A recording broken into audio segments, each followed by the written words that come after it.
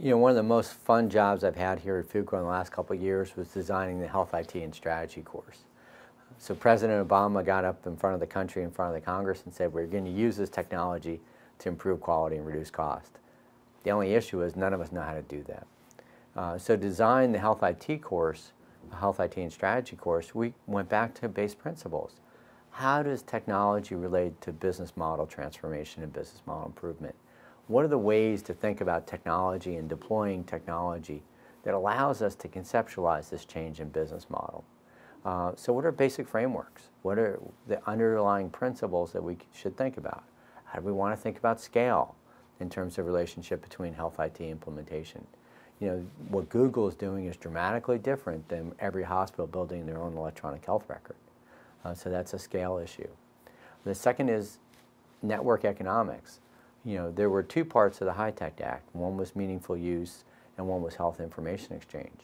Now, as a country, we're investing a lot in meaningful use and neglecting health information exchange. One of the things that we look at in the class is the value of networks and the value of connectivity in something called the economics of networks. And then a third kind of other overarching principle is this idea about organizational innovation. How do firms change? In the real world, there are two processes that are constantly going on amongst firms. The first is one called disruptive innovation, and that's when we couple a new technology and a new business model out there in the marketplace to transform the market. You know, and so we're all unfortunately looking at Steve Jobs and his career, and what you see is business model transformation with disruptive technology. The iPod, iTunes, that whole environment dramatically changed the music industry. That's disruptive innovation, and we want to understand where that can or can't occur in healthcare. Related to that is the idea of business model transformation. In response to a threat of disruptive innovation, firms respond. Incumbent firms respond, or the ones that survive do anyway. And they actually have a whole language and architecture of organizational innovation approaches that are available to them to respond to either disruptive innovation or the threat of disruptive innovation. And so that's a third way in which we understand technology and the value that technology brings. It gives us an opportunity to transform business models and develop new levels of quality and value for consumers.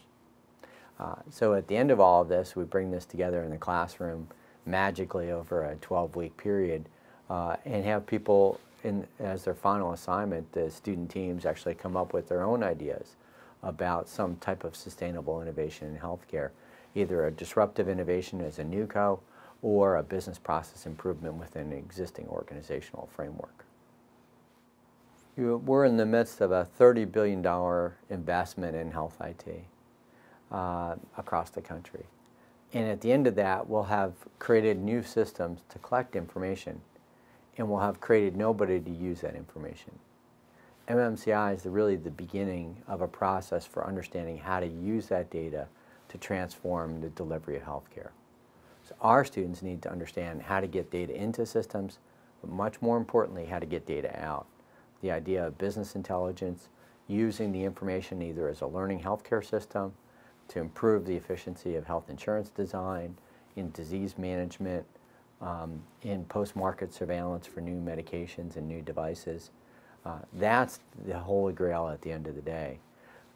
Electronic health records are a technology that can enable this kind of transformation, but it's going to take a workforce that really understands how to use business tools and how to use information to transform the delivery of healthcare in this country. That's what our MMCi graduates are hopefully poised to do.